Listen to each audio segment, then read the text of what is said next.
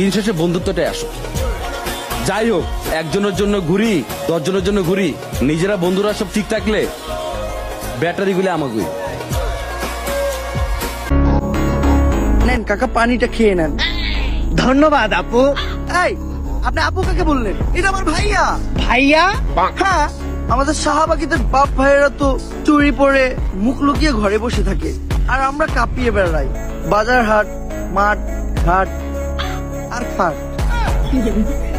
আমরা শাহবাগী, তাই আমরা গন্ধ ছড়াই।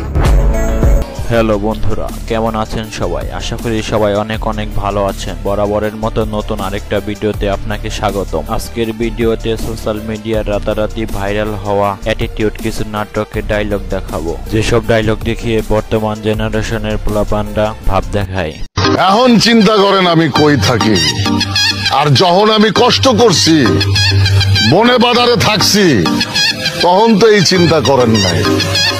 এখন এত দরদ কে? আমি এখন বিরাট মানুষ দেখা নাকি বিরাট পাগল দেখা?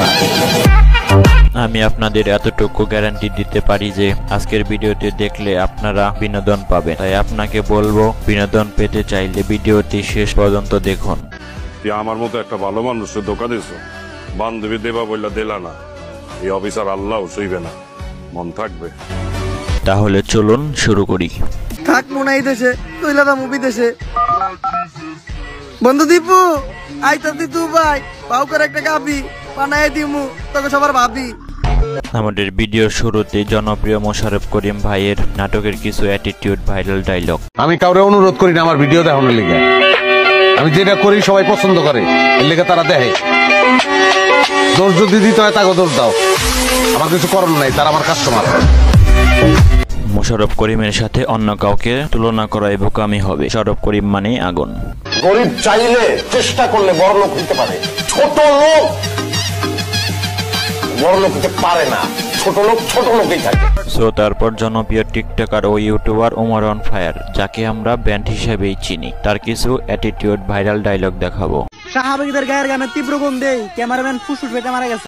এমনকি শাহবাগীরা যে খোলামেলা ড্রেসে চলাচল করে, কোনো ব্যক্তি যদি ওদের শরীরে কোনো অংশের দিকে তাকায়, তাহলে তার চোখ নষ্ট হয়ে যাওয়ার একটা সম্ভাবনা আছে, এবং অনেকের চোখ নষ্ট হয়েও গেছে। ও মিথ্যা কথা বলছে, কারণ শাহবাগীদের গায়ের গন্ধ যদি এতটাই মারাত্মক হতো, তাহলে আমার মক্কেল শাহবাগীর পাশে পুলিশ ভাইটি নাক না ধরে এতক্ষণ দাঁড়িয়ে থাকতে পারতো না। যাই হোক, তারপর আপনাদের সাথে আরো একজন শিল্পী পাশা ভাইয়ের কিছু অ্যাটিটিউড ভাইরাল ডায়লগ দেখাবো। আমি সব সহ্য করতে পারি, কিন্তু আমার সামনে কেউ আসমার গায়ে হাত দিব, এটা আমি সহ্য করব না। আমি তোর এই হাত কাইটা ফালাইতে পারতাম, খালি আসমার ভাই বইলে তুই বাইচা গেছস। তো ভিডিওতে দেখানো কোন ডায়লগটি আপনাদের ভালো লেগেছে তা অবশ্যই কমেন্টে বলে যাবেন। দ্বিতীয়বার দেখতে চাইলে কমেন্টে দ্বিতীয়বার লিখে যাবেন। তো আজকের মতো ভিডিও এই পর্যন্তই। আল্লাহ হাফেজ।